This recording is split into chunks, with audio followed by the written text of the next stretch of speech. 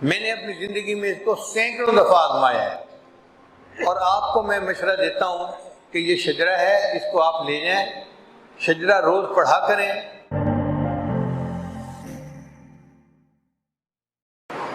ایک بات آج آپ لوگوں سے شیئر کرنی ہے، یہ کوئی 25-30 سال پہلے کی بات ہے اندازاً۔ ہمارا گھر شہر میں تھا اور چھوٹا سا مہمان خانہ تھا۔ ایک دن میں اپنے مہمان خانے میں بیٹھا ہوا تھا کہ 2 پولیس والے داخل ہو گئے۔ ان کو دیکھ کے میں بڑا حیران ہوا۔ میں نے پولیس والوں سے پوچھا بھی آپ لوگوں کا کیا کام، یہاں کیوں آئے؟ وہ کہنے لگے جی ہمارے افسر پیچھے آ رہے ہیں۔ اتنے میں نے دیکھا کہ ایک ہمارے دوست تھے جو شوگر مل میں ہمارے ساتھ کام کرتے تھے، وہ داخل ہوئے۔ ان کو ہتھکڑیاں لگی ہوئی تھیں اور پاؤں میں ان کے بیڑیاں ڈالی گئی تھیں، اور پولیس والوں نے ان کو پکڑا ہوا تھا، اور ان کے پیچھے جیل سپرنٹینڈنٹ بھی آیا۔ میں ان کو دیکھ کے اپنے دوست کو بڑا حیران ہوا، سلام کیا، ان کو بٹھایا۔ اس نے پولیس والوں کو کہا کہ مجھے پیر صاحب سے دعا کروانی ہے، مجھے 5 منٹ دیں اور آپ دروازے پر انتظار کریں۔ تو پولیس والے سارے چلے گئے دروازے پر گلی میں، اور ہم 2 باقی بچ گئے۔ میں نے اپنے اس دوست سے پوچھا کہ میں آپ کو کس حال میں دیکھ رہا ہوں، ہتھکڑیاں لگی ہوئی ہیں، بیڑیاں پہنی ہوئی ہیں؟ وہ کہنے لگا حضرت ایک عذاب میں گرفتار ہو گیا ہوں اور آپ کو بتانے کے لیے میں آیا ہوں۔ میرے والد صاحب ایک گاؤں کے نمبردار اور میرے چچا دوسرے گاؤں کے نمبردار۔ وہ گاؤں کوئی 4-5 میل کے فاصلے پر تھے۔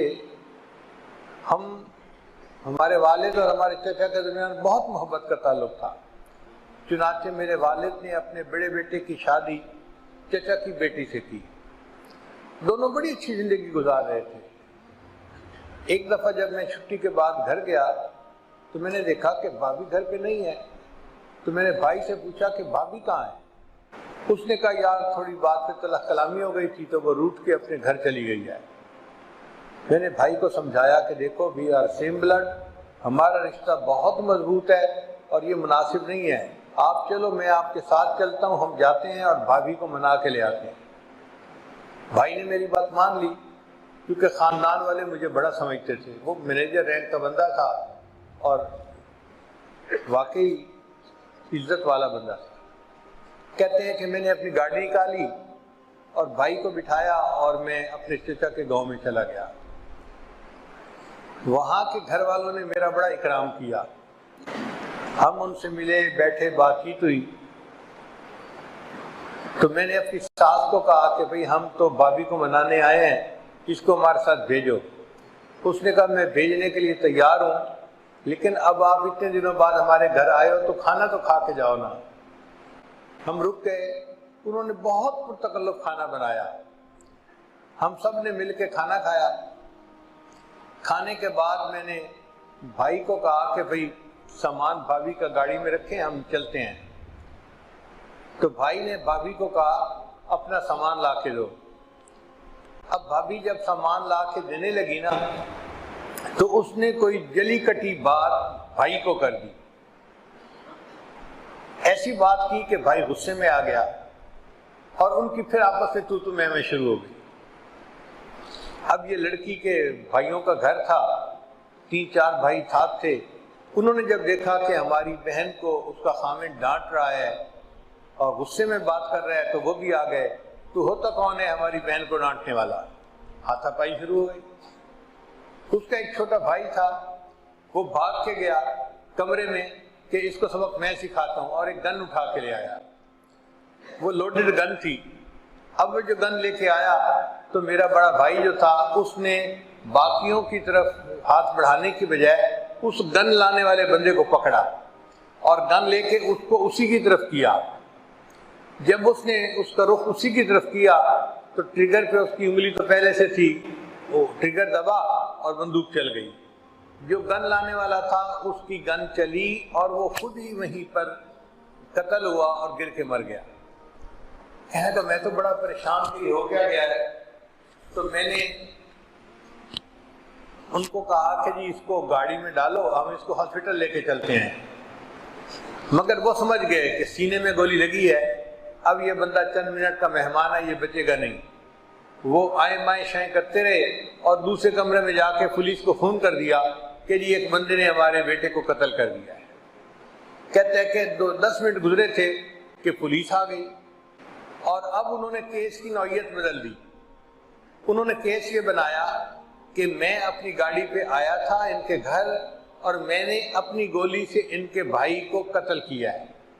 مقتول بھی موجود ہے، لاش موجود ہے، گن موجود ہے، جو گولی چلی اس کا خول موجود ہے، گواہ موجود ہے۔ پکا مقدمہ انہوں نے کر دیا میرے اوپر، حالانکہ میں بے گناہ تھا، میرا تو کوئی واسطہ تعلق ہی نہیں تھا۔ پولیس نے مجھے پکڑ لیا اور اب میں جیل میں ہوں۔ بہت پریشان تھا کہ میں کیا کروں، تو میرے دل میں خیال آیا کہ میں آپ سے جا کر ملوں اور دعاؤں کے لیے کہوں، ہو سکتا ہے اللہ تعالیٰ میری آزمائش کو ختم کر دے۔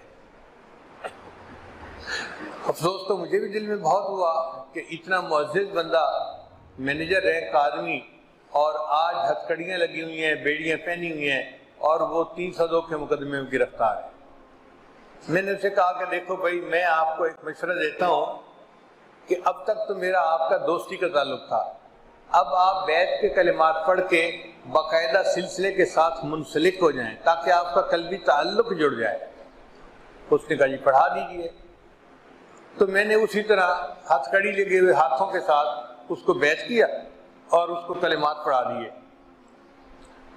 پھر میں نے اسے کہا کہ دیکھو مجھے اور تو کوئی عمل سمجھ میں نہیں آتا، البتہ اتنا مجھے پتہ ہے کہ ہمارے جو مشائخ گزرے ہیں وہ اللہ کے اتنے مقبول بندے تھے کہ ان کے واسطے سے جب کوئی دعا مانگی جاتی ہے اللہ قبول فرماتے ہیں۔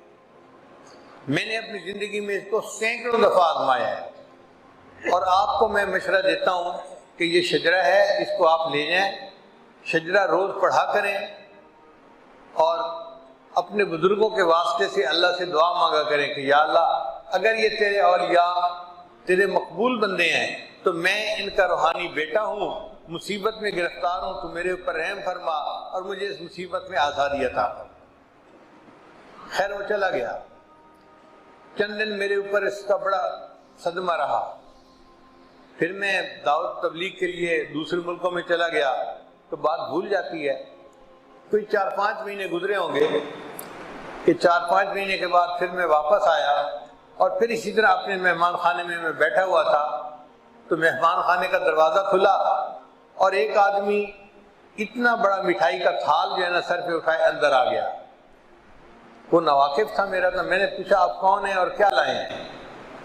اتنے میں دوسرا بندہ بھی تھال بڑا لے کے آ گیا۔ کہنے لگے جی کہ صاحب پیچھے آ رہے ہیں۔ ان کے بعد ہمارے جو وہی دوست تھے جو مینیجر تھے وہ آئے، اور ململ کا کپڑا پہنا ہوا ہے، سوٹ پہنا ہوا ہے، پاؤڈر لگایا ہوا ہے، خوب چمکے ہوئے ہیں، خوش ہیں، اور آئے۔ تو میں کھڑا ہو گیا، میں نے کہا آپ؟ کہنے لگے جی میں نے کہا آپ کو تو میں نے ہتھکڑیوں میں دیکھا تھا۔ کہنے لگے حضرت صاحب معجزہ ہو گیا۔ میں نے کہا بھائی معجزہ تو انبیاء کا ہوتا ہے، اولیاء کی کرامات ہوتی ہیں۔ کہنے لگا ہاں وہی جو آپ کہہ رہے ہیں وہ ہو گئی۔ بھئی کیا ہو گئی؟ کہنے لگا کہ میرا وکیل کہتا تھا کہ FIR اتنی پکی لکھی گئی ہے کہ آپ کو پھانسی کی سزا ہو کر رہے گی۔ موقع سے پکڑا گیا، شواہد موجود، گواہ موجود، ہر چیز ہے، لہذا اب آپ کو سزا میں کوئی رکاوٹ نہیں، میں آپ کی کوئی ہیلپ نہیں کر سکتا۔ لیکن میں اپنا عمل کرتا رہا کہ شجرہ پڑھ کے اللہ سے دعائیں مانگتا رہا۔ اب اللہ کی شان دیکھیے کہ مقتول کا پوسٹ مارٹم ہوا تو ڈاکٹر نے اس میں وجہ لکھی کہ اس کی ڈیتھ کس گولی سے ہوئی ہے۔ اب وہاں اس نے گولی کی جو سائز تھا وہ ملی میٹر میں چیک کیا، اور جب رپورٹ کے اوپر لکھا تو اس کے اوپر انچ کا سائن بنا دیا۔ ملی میٹر سسٹم اور ہوتا ہے، انچ کا سسٹم اور ہوتا ہے۔ ڈاکٹروں کو ذرا کم پتہ ہوتا ہے، انجینئر کو اس کا بہت زیادہ پتہ ہوتا ہے۔ اب رپورٹ تو آگے آ گئی، جب رپورٹ آگے آئی تو میرے وکیل کی نظر پڑ گئی، وکیل نے اسی کو پوائنٹ بنا لیا۔ جب کیس چلا تو وکیل نے کہا کہ جی پوسٹ مارٹم کے مطابق تو اس گولی سے وفات ہوئی ہے، اور جو یہ گولی دکھا رہے ہیں یہ گولی تو نہیں ہے۔ इंच में जब उसको किया तो वो कुछ और था, ये तो मिलीमीटर साइज था। अब शक पड़ गया। अब जब किसी मामले में शक पड़ जाए तो जज ने इस मुकदमे में उस मुल्जिम को बरी कर दिया। कत्ल के मुकदमे में वो बंदा बरी हो गया। और अमल उसने क्या किया था कि मशाइख के वास्ते से अल्लाह से दुआ मांगी थी, अल्लाह ने इतनी बड़ी आजमाइश से उसको निजात अता फरमा दी। अल्लाहु अल्लाहु अल्लाहु अल्लाह अल्लाहु अल्लाहु